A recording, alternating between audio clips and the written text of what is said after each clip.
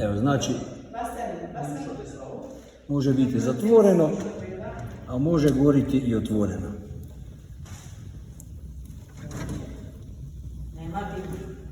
Nema dima. Ne smije biti dima. Ne smije sigurno.